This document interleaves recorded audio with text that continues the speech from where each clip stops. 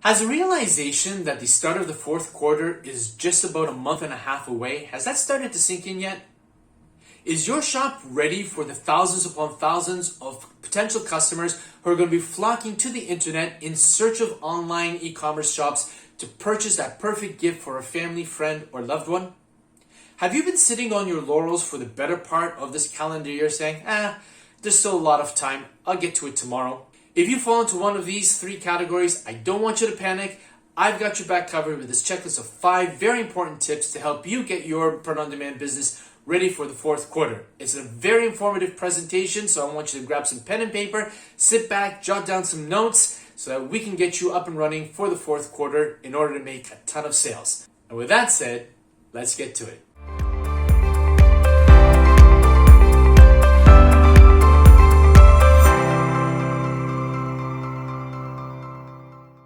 Okay, so welcome to my computer screen. Let's get started.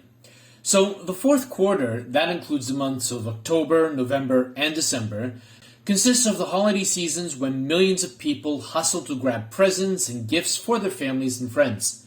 E-commerce sales continue to rise each and every year as more and more people are making purchases in online stores as opposed to normal retail stores.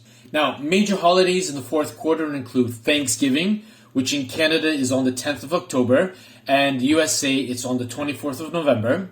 There's Halloween, which falls on the 31st of October, Veterans Day on the 11th of November, Black Friday, which is on the 26th of November, Cyber Monday on the 28th of November, and Christmas on the 24th of December. So these are basically the biggest ones of the fourth quarter.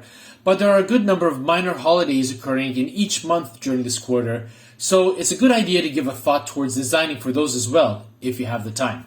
If there's one thing that the pandemic has shown is that it is really easy and convenient to purchase gifts online, and that trend will still continue. So how to get your print-on-demand shop noticed and ingrained in the thoughts of potential customers. Here's my checklist of 5 things to keep in mind. The first one, block out some time on your work calendar to focus on your marketing.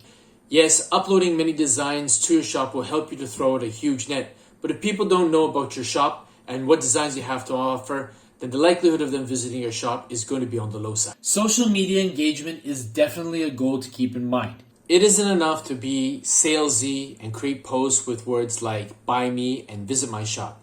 You should have a fair share of posts that educate and entertain with strong headlines that is going to resonate with your potential customer base. You know, when they see your posts, if they like what they see, they're going to stop and they're going to take a look at it. That action in itself is going to send a very important message to the algorithm that they are interested in the content that you produce.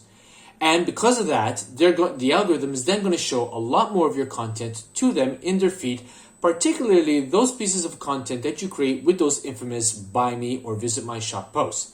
Remember, if a potential customer can like and trust you online, then there's a greater likelihood that they're going to visit your shop to see what you have to offer and hopefully make the purchase. You should also ensure your holiday content includes beautiful product imagery. Integrate the festive spirit into the content you create and try to showcase your products in video. Websites like Placeit can be extremely helpful to create such content. Now, if you've never heard of Placeit or perhaps don't know how to use it, don't worry, I've got you covered. I have a video on this topic on my channel, which I will link to in the description box below.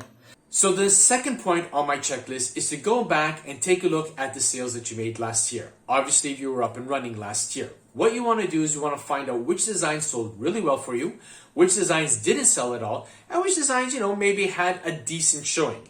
And it is those designs, the decent showing designs, and maybe even the ones that didn't sell, that you want to create a stronger marketing campaign for this coming fourth quarter. Okay? This will help you to focus your concentration on what content to create. And another important thing is that with respect to those designs that did really well for you last year, particularly if they had some kind of date pertaining to last year, you might want to open them up again, change the date from last year's and update it to this year so that if there's anybody who's obviously visiting your shop looking for a design that sold last year but obviously has this year's date, then obviously they'll be able to find it and make a purchase. Nobody's really going to buy, a design that has last year's date on it. So it's very important to go into your portfolio and update any dated designs as well. Okay, so the third point on my checklist is to optimize your product listings. So here what I want you to do is I want you to review your listings and make sure that you are targeting the right keywords. Go in, there's no rule that says that you can't do it. Change keywords that have your designs that, fall within a sea of other designs. If your design is competing against other designs, in the hundreds of thousands, then go into your keywords and change them up. Try to find keywords that come back with lower results. You want to try and shoot for at least 1,000 results if possible. If not, then you see what you feel comfortable in terms of competing against. But for example, if you're competing against, a keyword that contains 1 million designs, the chances of you being found and the chances of your design being purchased is going to be negligible. So here you want to include a healthy dose of long-tail keywords in your listing. And if you don't know how to research and or create long-tail keywords, then I have a few videos on the topic, which I will link in the description box below as well. Okay, the fourth point on my checklist is to examine your descriptions. Do they include the title of your design?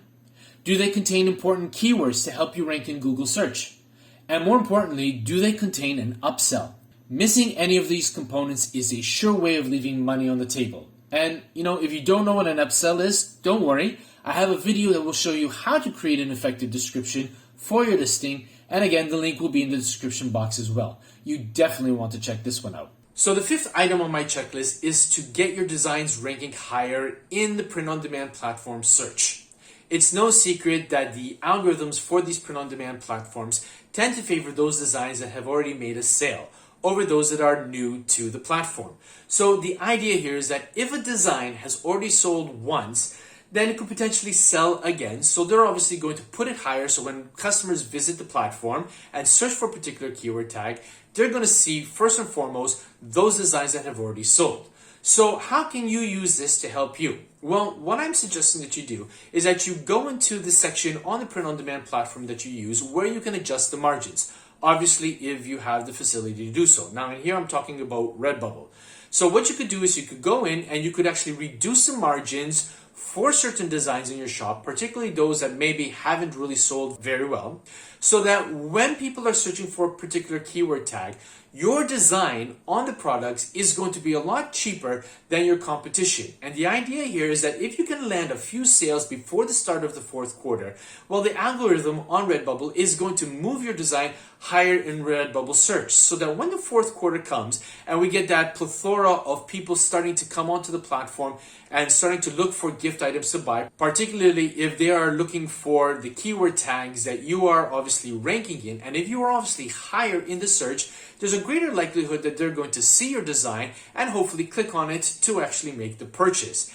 And then when the fourth quarter starts, if you already have a few sales under your belt, you can then go back into the back end and start increasing the price for that product, and maybe just a little bit more than what you've actually had it set originally, in order to compensate for the fact that you had decreased it.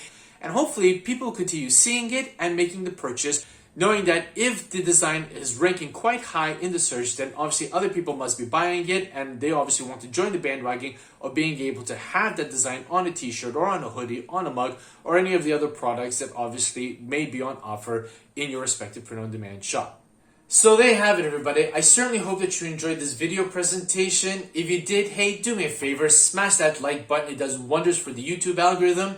And if you're new to this channel, do me a favor, smash that subscribe button, turn on the bell notification icon so that you'll be informed each and every time that I upload a new video to my channel. I'm really working hard to reach 3,000 subscribers by the end of this calendar year, and I know that with your help, I can reach that. But for today, that's all I've got. And as always, be safe, be well, be creative. Bye for now. Hey, if you enjoyed this video and you want to find out more ways that you can take your print-on-demand business to the next level, why don't you check out one of these 2 episodes I have over here.